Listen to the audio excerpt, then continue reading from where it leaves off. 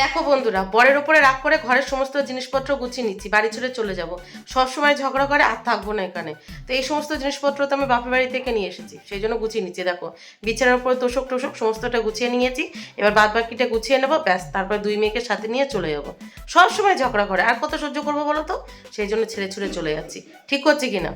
আজকে শনিবার, আর এখন রাইট সকাল 9টা 20 বাজে। সমস্তটা মোটামুটি বাইরের জিনিসপত্র গোছানো হয়ে গেছে। এবার বাদ বাকিটা গোছাবো, তারপর ব্যাস বেরিয়ে যাবো, আর থাকবো না।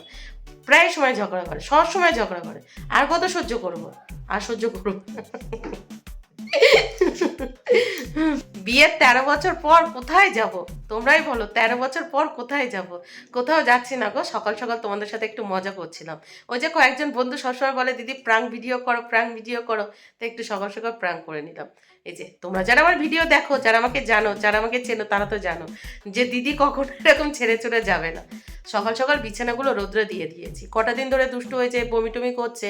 তো মনে হলো যে না, সমস্তটা আগে রৌদ্রে দিয়ে নিই। আজকে ছুটি আছে, মিস্টার প্রদীপের বাড়ি আছে। তো তোষক আর নিচে ওটাকে কি বলে, জাজিম না কি বলে, সমস্তটা নিয়ে সকাল সকাল বাইরে রৌদ্রে দিয়ে দিয়েছি। সাথে সাথে বালিশ কাতা যা ছিল।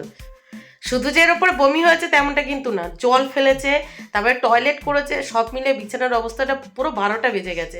ওই যেহেতু দুষ্টু 4-5টা দিন শরীরটা খারাপ ছিল, ঠিকঠাক করে উঠতে টুটতে পারছিল না। আর যাই না কি হয়েছে, তো মনে হলো না সমস্তটা একটু রোদ্রে দিয়ে দিই।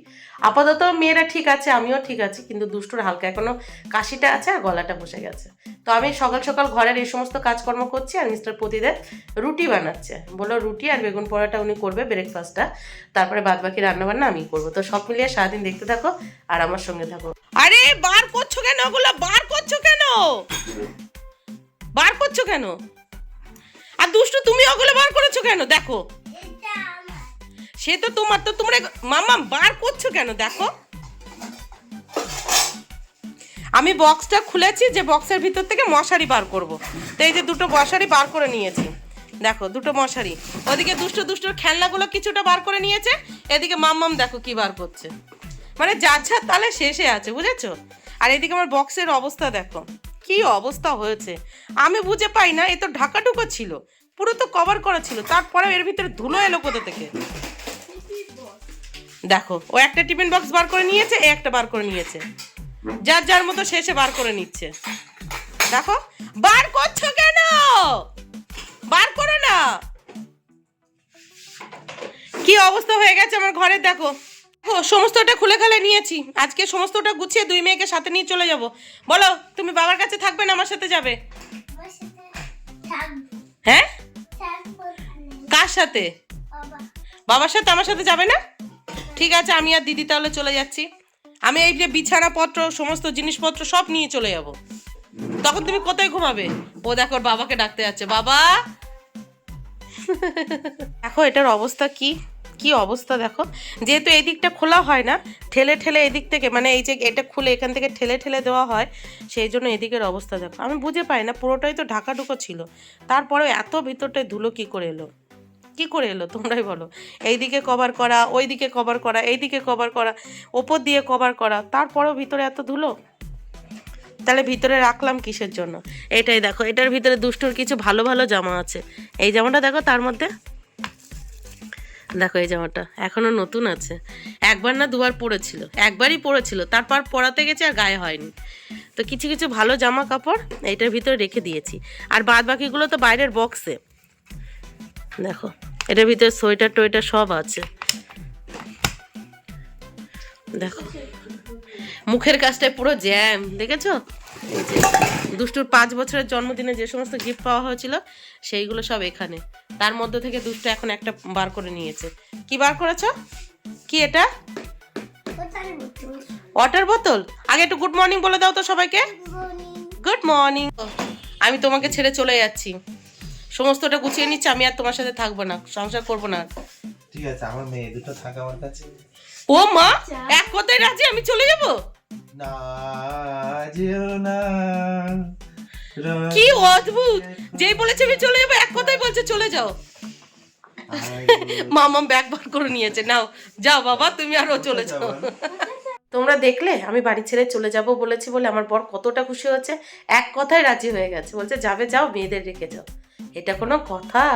কেমন লাগে বলো? তো যাই হোক, দেখো বক্স কাটের ভিতর থেকে কিছু বার করা ছিল, সেগুলো বার করে নিয়েছি।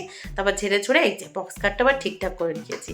কিছু শীতের জিনিসপত্র বার করা ছিল, সেগুলো এমন ধুলো ধুলো হয়ে গেছে, সমস্তটাই ধুতে হবে, মানে কেচে কুচে রৌদ্র দিয়ে শুকিয়ে তারপরে ইউজ করতে হবে। তবে সব থেকে যেটা ইম্পর্টেন্ট, এটা বেশ কিছু বছর ধরে খুঁজছিলাম, আগের বছরও খুঁজে পাইনি, এবার খুঁজে পেয়েছি। দেখো সেটা হলো এই যে স্টিমার, মানে কি বলে, ভেপার মেশিন। যেহেতু দুষ্টুর ভীষণ ঠান্ডা লেগে গেছে, শুধু দুষ্টুর কেন, আমার মামামের সবার তো ঠান্ডা লেগে গেছে, এটা ভীষণ দরকার ছিল। তো এই যে এটা বার করেছি। সাথে মিস্টার প্রতিদেবের ব্যাচেলার কালের একটা কম্বল, মানে আমার শাশুড়ি মার একটা স্মৃতি আছে ওই কম্বলটা, শাশুড়ি মা ওকে মানে দিয়েছিল আর কি। তো ওই কম্বলটা ওর ভীষণ, যার হয় না মায়ের স্মৃতি আর কি। তো সেটা বার করে দিয়েছে, উনি প্রতিবার শীতে ওটাই গায়ে দেয়। আমার বাড়ির থেকে যেগুলো দিয়েছে বা নতুন কেনা হয়েছে সেগুলো গায়ে দেয় না, ওই মায়ের দেওয়া কম্বলটাই গায়ে দেয়। কম্বলটা কেমন হয়ে গেছে তারপরেও সেটাই গায়ে দেবে। তো সেটা বার করে নিয়েছি, ওটার ওই কি বলে অসার লাগানো ছিল, ওই অসারটা খুলে ওটা ধুয়ে দেবো, ব্যস্ত হয়ে যাবে। আর এগুলো গোছাতে গোছাতে মাম্মামকে পড়াতে চলে এসছে। তো ঘরে তো কাজকর্ম করছিলাম, তো মাম্মাম ব্যালকনিতে বসতে, মানে এই যে বক্স কাটটা ঠিকঠাক করে ঘর বারান্দা ঝাড়ু দিয়ে নিয়েছি, আর বাদ বাকি জিনিসপত্রগুলো সব ছাদে কিছুটা রৌদ্র দিয়েছি, আর কিছুটা ওই ব্যালকনিতে। চলো এবার আমি কিছু খেয়ে নিয়ে তারপর বাদ বাকি কাজ বাজ করবো, কারণ অনেকটাই বেলা হয়ে গেছে। চলো খেয়ে নিই। দেখো তোষকটা এখানে রৌদ্র দিয়েছি, ভালো রকম রোদ পাচ্ছে। একটু পরে মিস্টার প্রদীপ বললো ছাদে দিয়ে দেবে, উনি এখন বাজারে গেছে। বাকি এই যে মশারিটা বার করেছি, মশারিটাও রৌদ্র দিয়ে দিয়েছি, মশারিটা ধুতে হবে, মশারিটা আর এই যে এই পাতলা কম্বলটা বার করেছি। আর পাশাপাশি এই যে মিস্টার প্রদীপের ব্যাচেলার কালের আমার শাশুড়ি মায়ের স্মৃতির কম্বল, এই যে এইটা এই ওষার বলে, এইটা খুলবো, খুলে কেচে কুচে আর ওটা রৌদ্র দিলেই হয়ে যাবে। Good morning Soma. কি শীত লাগছে? একটু একটু আর লাগবে শীত? শীত চাও? বল শীত চাই। গরমে পাগল হয়ে গেছিলাম, শীতটা থেকে যাক কয়েক বছর, ঢেকে ঢুকে থেকে যাবো, তাই না? এখানে পড়তে অসুবিধা হচ্ছে না তো, মানে বসতে অসুবিধা হচ্ছে না তো? চলো ঠিক আছে। আর এছাড়াও দেখো আমার এটাকে কি বলে বলো তো, আমি জানি না এটা কি বলে, মানে মাথায় আসছে না, জাজিম না কি বলে। দেখো সুযোগ পেয়ে আমার মেয়েরা এগুলো সব ছিঁড়েছে, বিশেষ করে দুষ্টু।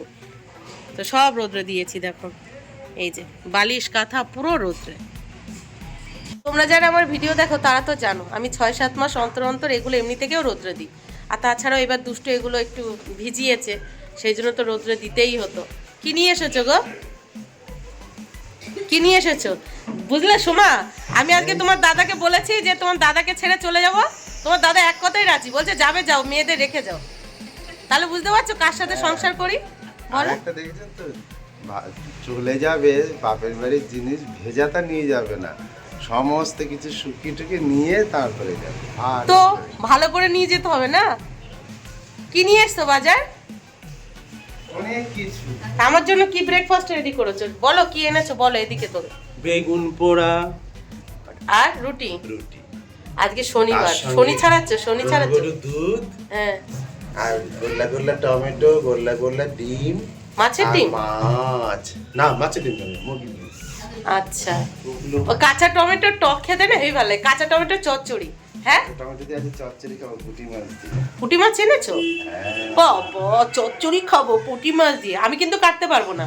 কেটে একদম ধুইয়ে দিয়েছে। ও এই যে তোমার জন্য ডিম এনেছি, ডিম দিয়ে খাও। কালকে তুমি আমাকে ওই ঘরে যেতেই দিচ্ছে না, দেখেছো দুষ্টুর গলা বসে গেছে। হ্যাঁ নুন জলদি গরম কর। কাঁচা টমেটোর চচ্চড়ি হেভি ভালো লাগে, শীতের দিনগুলো তো আরো বেশি ভালো লাগে। এছাড়াও কালকে দেখো সবজি এনেছিল বেগুন, যার ভিতর থেকে একটা বেগুন পুড়িয়েছে, আর এখানে নিয়ে এসছে ফুলকপি, কাঁচা লঙ্কা, আর এই যে জল সিঙ্গাড়া মানে পানি ফল, দেখো এই পানি ফলের ভিতর খুলে রাখুনি কি নিয়ে বের হচ্ছে। এই যে বাঁধাকপি, ধনেপাতা, মটরশুঁটি, আদা, টমেটো, এই হলো কালকে সবজি নিয়ে এসছে জিঞ্জিরা বাজার থেকে। ফ্রিজটা যেহেতু খারাপ হয়ে গেছে, সমস্তটা এখন টেবিলে রাখা হচ্ছে। কি অবস্থা, ফ্রিজ ছাড়া যেন এখন চলে না। দাও রুটি দাও, রুটি দাও, ব্রেকফাস্ট বানিয়েছো একটু সুন্দর করে পাট পাট করে দাও খাই। দেখি বেগুন পোড়াটা কেমন হয়েছে, দেখি সুন্দরী কমলা। দাও দাও সুন্দর করে। টেবিলটার অবস্থা দেখো, আমি ঘরের দিকে কাজ করছি আর এদিকে টেবিলের অবস্থা দেখো, এটা আগে শোধরাতে হবে, তবে তার আগে ব্রেকফাস্টটা করে নিই। দুষ্টুরটাও আমার এখানে দিয়ে দাও, আমি ওকে খাইয়ে দিচ্ছি। ও তো বললো, শীতের সকালের স্পেশাল ব্রেকফাস্ট, গরম গরম রুটি আর সাথে হলো বেগুন পোড়া। তবে রুটিগুলো ঠান্ডা হয়ে গেছে, বেগুন পোড়া মাখাটা হেভি হয়েছে, হেভি মেখেছে। চলো আগে শান্তিতে খেয়ে নিই, তারপরে বাদবাকি কাজবাজগুলো গোছাবো। দুষ্টু আজকে সকাল সকাল ব্রেকফাস্টে ডিম ভাজা খাবে, অন্য কিছু আর খাবে না, তো খাবেই না, ডিম ভাজা করে দিতেই হবে। তো আমি আমার ব্রেকফাস্টটা কমপ্লিট করে এই যে দুষ্টুর জন্য ডিম ভাজা করে দিয়েছি। কি করব বলো, মেয়ে আজকে আমার বায়না ধরেছে ডিম ভাজা খাবে, দিতে তো হবেই, তাই না? এবার দেখি মিস্টার প্রতিদেব কেমন পুঁটি মাছ নিয়ে এসেছে। বাবা, পুঁটি মাছগুলো তো ভালোই বড় বড়, দেখো ভালো বড় বড় পুঁটি মাছ। তো পুঁটি মাছটা উনি রান্না করবে, আর এই যে তেলাপিয়া মাছ এনেছে, তেলাপিয়া মাছটা আমি রান্না করব। উনি পুঁটি মাছের চচ্চড়ি খাবে, চচ্চড়ি। দেখো পুঁটি মাছগুলো কিন্তু ভালো বড় বড়, দেখো প্রত্যেকটা পুঁটি মাছ ভালো বড় বড়, সেই জন্য দোকান থেকে কেটে দিয়েছে, না হলে কেটে দিত না যদি একেবারে ছোট ছোট পুঁটি মাছ হতো। তোমরা কেউ কি আছো আমার বরের মতো যারা পুঁটি মাছ খেতে ভীষণ পছন্দ করো? থাকলে কিন্তু অবশ্যই কমেন্টে জানিও, হ্যাঁ। আর আমি কিন্তু তেলাপিয়া মাছ খেতে পছন্দ করি, কিন্তু কথা হচ্ছে এখন জ্বর মুখে কোনো মাছই ভাল লাগছে না, কিছুই ভাল লাগছে না। তবে আজকে বেগুন পোড়া দিয়ে রুটিটা ভালো খেয়েছি, দারুণ খেয়েছি। বেগুন পোড়াটা মিস্টার প্রতিদেব ঝাল ঝাল করে মেখেছিল, ভালো খেয়েছি। দেখো চচ্চড়ির সরঞ্জাম, মানে পুঁটি মাছের চচ্চড়ি। এই যে আলু, বেগুন, কাঁচা টমেটো, পেঁয়াজ কালি, আর এদিকে আমার সবজি মানে মাছের তরকারির সবজি, ফুলকপি আলু। আর আমি বলেছিলাম যে বেগুন ভাজা রাখতে, মানে বেগুন ভাজা খাবো আমি, তো এক পিস রেখেছে আমার জন্য। আর এই যে দেখবেন এই দেখুন 4 পিসের সমান একটা। সেই, আর ঠ্যাং ছড়িয়ে কে সবজি খাটে কো? তোমরা দেখো গো আসিয়া। কি করছো দুষ্টু, আইফোন বাজাচ্ছি, কি করছো? আইফোন বাজাচ্ছি। এই যে দুষ্টুর 5 বছরের বার্থডে গিফট আজকে বক্স থেকে বার করে দিয়েছি। নাও আগে এটা খেয়ে নাও, তোমার এটা খেতে হবে বাবা। ডিম খেয়েছো অনেকক্ষণ হয়েছে, তাও 40-45 মিনিট হয়ে গেছে, ওইটুকু খেলে পেট ভরে না, এইটুকু খেতে হবে না। ওরম বলতে নেই মা, গলা বসে গেছে না, এটা খেলে দেখবে গলা ঠিক হয়ে যাবে। কি গান হচ্ছে, একটু গান গাও, গান গাও। এখন দুষ্টু কথা বলতেই চাইছে না। না মা এটা খেয়ে নাও, এটা খেয়ে নাও। এত গুচ্ছের কাজ করার পরেও আমরা মেয়েরা কি বলবো যে শনিবার রবিবার মানে ছুটির দিন? দেখো এই যে কাচাকুচি করে নিয়েছি, যেগুলো বার করেছি তার মধ্যে থেকে একটা কম্বল, মানে এগুলো একটা পাতলা, তবুও জলে যখন ভিজিয়েছি না কত ভারী হয়েছে। পাশাপাশি মশারি কেচেছি এই যে, আর একটা হলো তোমার ওই যে মিস্টার প্রতিদেবের যে ব্ল্যাঙ্কেটটা বার করেছি তার ওষুধটা, এই 3টে কেচে দিয়েছি, কারণ এই 3টে শুকাতে তো একটু টাইম লাগবে। তো আপাতত এখানে মেলবো, জল ঝরে যাক তারপর ঘরে মেলে দেবো। বাবা হাঁপিয়ে গেছি, এখনও গুচ্ছের কাচাকুচি ভিজিয়ে রেখেছি, ওগুলো কাচতে গেলে ভিজে যাবো, ওগুলো চান করার সময় কেচে দেবো। তো এখন এগুলো মেলে দিয়ে রান্নাঘরে যাবো, আগে মাছের তরকারিটা রান্না করব, তারপরে ঘর বারান্দা মানে ওই তোষকগুলো গোছাবো, রৌদ্র থেকে তুলে আবার বিছানায় পাতবো। ভেবেছিলাম এখন চান করে নিই, তারপর আবার ভাবলাম কি যখন তোষকটা ধুলবো, তোষকে তো ধুলো ফুলো আছে, আবার গায়ে হাত পায়ে লেগে যাবে, সেই জন্য এখন আর চান করলাম না। আর সেই জন্য বাদবাকিগুলো আর কাচলাম না, কারণ ওগুলো কাচতে গেলে ভিজে যাবো। আগে এগুলো রোদ্রে দিয়েছি, ভালো রোদ পেয়ে গেছে, দেখো কি করেছি, ওইটা খুলে এখন নিচের দিকে ঝুলিয়ে দিচ্ছি, ভালো রোদ পেয়ে গেছে। আর 1 ঘন্টা রোদ পেলে ভালো রোদ পেয়ে যাবে। তো ওগুলো ঝেড়ে ঝুড়ে আগে বিছানায় পেতে নেবো, নিয়ে তারপরে এটা দেখো বাবা, এটা বার করতে যেমন কষ্ট হয়েছে, ভিতরে ঢোকাতেও তেমন কষ্ট হবে, মানে হালুয়া টাইট হয়ে যাবে এরকম আর কি। তো ওগুলো গোছানো এখনো প্রচুর চাপ, আজকে প্রচুর খাটনি আছে বুঝেছো, প্রচুর খাটনি। আর সবে সবে জ্বর থেকে উঠেছি তো শরীরটা এখনো দুর্বল, ঠিকঠাক করে খেতে পারছি না। উফ, চলো গোছাই, আগে রৌদ্র দিই, রোদ থাকতে থাকতে ওগুলো রৌদ্র দিয়ে নিই, চলো। দেখো দেখো এই তোষকটা যখন বার করছিলাম অতটা কিন্তু অসুবিধা হয়নি, একা একা বার করে নিয়ে গেছিলাম, কিন্তু যখন ঘরে নিয়ে আসছি তখন এটাকে নিয়ে আসা যাচ্ছে না, এত প্রবলেম হচ্ছে, মনে হচ্ছে আমার মানে বয়স হয়ে গেছে, গায়ের জোর কমে গেছে, নিয়ে আসতে পারছি না। তো কর্তাকে বললাম একটু হেল্প করো, সে তো হেল্প করলো না, নিজের কাজে নিজে ব্যস্ত হয়ে গেল, পুজোর কাণ্ড। তো তুমি একা একা পানি ফলগুলো খেয়ে নিচ্ছ? পানি ফল তো খাচ্ছি না, ছাড়াচ্ছি।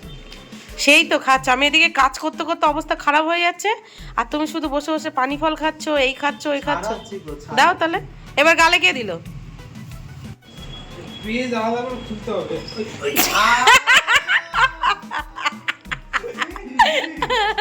কি হলো শোনা, এটা কি হলো এটা? হ্যাঁ, মামার ভাগনা গোপন সিক্রেট আলোচনা করছিল, হ্যাঁ দুষ্টু, আর তুমি উল্টে দিয়েছো দাদাকে, লাগেনি তো শোনা? দেখো দেখো, একদিকে হচ্ছে ঘরের কাজ আর একদিকে হচ্ছে রান্নাঘরে রান্না বান্না। এই যে ফুলকপি আলুটা মিস্টার প্রতিদেব কেটে দিয়েছিল, এখন আমি রান্না বসিয়ে দিয়েছি।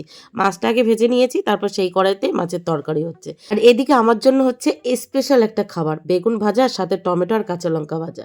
সেই লাগে খেতে, সেই লাগে। তো বেগুন আর টমেটোটা ভেজে মাছের তরকারিটা কষিয়ে জল দিয়ে মাছ দিয়ে এই যে চলে এসেছি।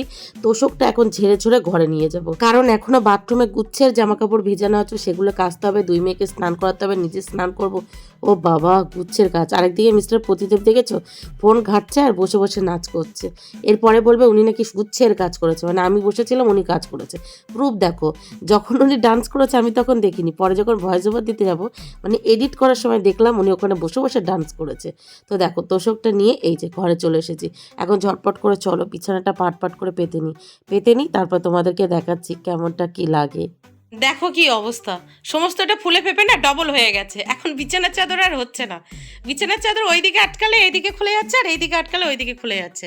বলো কি করব, রোদ্রে দিয়েছি, সমস্তটা ফুলে ফেপে পুরো ডবল হয়ে গেছে, পুরো ডবল হয়ে গেছে। যাই হোক চলো, এদিকে মোটামুটি গুছিয়ে নিয়েছি, বাদ বাকিটা ঝটপট করে গুছিয়ে নিই। আর একদিকে রান্নাঘরে রান্নাবান্না হচ্ছে, তারপর সমস্তটা গুছিয়ে ঘর বারান্দা ঝাড়ু দেবো, ঘরটা মুছবো, তারপর 2 মেয়েকে স্নান করাবো, তারপর নিজে স্নান করব। তারপরে বাথরুমে গুচ্ছের ভেজানো আছে, মিস্টার প্রতিদেবকে বললাম তুমি অল্প কটা ধুয়ে দিও, বললো পারবো না। উনি যেহেতু ওই যে ভাতে ওবর দিয়েছে, ভাত বসিয়েছিলাম আমি, উনি ওবর দিয়েছে, আর পাশাপাশি ওই যে চচ্চড়িটা রান্না করেছে। কষ্ট হয়ে গেছে, আমাদের কাজ না, আমাদের কষ্ট না। ঠিক আছে চলো, সমস্ত কাজ বাজ মোটামুটি গুছিয়ে নিয়েছি। গুছিয়ে নিয়ে দেখো কি করতে বসেছি। এই যে দুধের সর এখন মুখে মাখবো। শীতের দিনে এই দুধের সর মুখে মাখলে মুখের মানে পুরো চেঞ্জ হয়ে যাবে মুখটা, নায়িকা দেখতে লাগবে, নায়িকা। আর অন্য কোনো ক্রিম মাখতে লাগবে না। কালকে রাত্রেবেলা এই দুধের সরটা তুলে রেখেছিলাম, এখন মাখবো। ঠান্ডা ফ্রিজ থেকে বার করে নিয়ে এসেছি, এখন মুখে মাখবো। আমাদের ফ্রিজটা তো খারাপ হয়ে গেছে, তো আমার জায়ের ফ্রিজে রেখেছিলাম। খুব ভালো হয়, মুখটা পুরো এত সুন্দর অয়েলি গ্লেজি হয়, দেখতে হেভি সুন্দর লাগে। দেখবে আমি মাখছি, এইটা মেখেই কাচাকুচি করবো, ততক্ষণে যতটুকু শোকাবে। আর 2 মেয়ে স্নান হয়ে গেছে। দেখো এত দামি দুধের সরটা না খেয়ে মুখে মাখছি, তোমরাই বলো, না খেয়ে মুখে মাখছি। আমি অবশ্য দুধের সর খাই না, 2 মেয়ে আর মিস্টার প্রতিদেব ভালো খায়। আমি দুধের কোনো জিনিসই পছন্দ করি না। তবে দেখো মুখটা কি সুন্দর লাগছে না, পুরো নায়িকা লাগছে, কারোর নজর না লাগে। আমি ছোট থেকেই সুন্দর, আমি সুন্দর হয়ে জন্মেছি, বুঝেছো? দেখো গলায়ও মেখে নিয়েছে, কি সুন্দর লাগছে না মুখটা, দেখবে কালকে সকাল থেকে আরো বেশি সুন্দর লাগবে। আর এতক্ষণ আমি কাজ করছিলাম, মিস্টার প্রতিদেবের চোখে পড়েনি। এখন বসে বসে এই যে দুধের সর মাখছি, সেটা ওনার চোখে পড়ে গেছে। বলছে তাড়াতাড়ি করো, খিদে পেয়েছে তো। এতক্ষণ কাজ করছিলাম তখন কিন্তু চোখে পড়েনি। কি সুন্দর লাগছে, পুরো নায়িকা লাগছে না? শুধু নায়িকার চান্স পাওয়ার অভাব, মানে নায়িকা ভাব, কিন্তু নায়িকা হওয়ার চান্স পাওয়ার অভাব। বাকি যেগুলো ভেজানো ছিল সেগুলোও কাচাকুচি কমপ্লিট। এখানে 1 বালতি, আর ওদিকে বাথরুমের সামনে যে পাপোশটা ছিল সেটাও ধুয়ে দিয়েছি।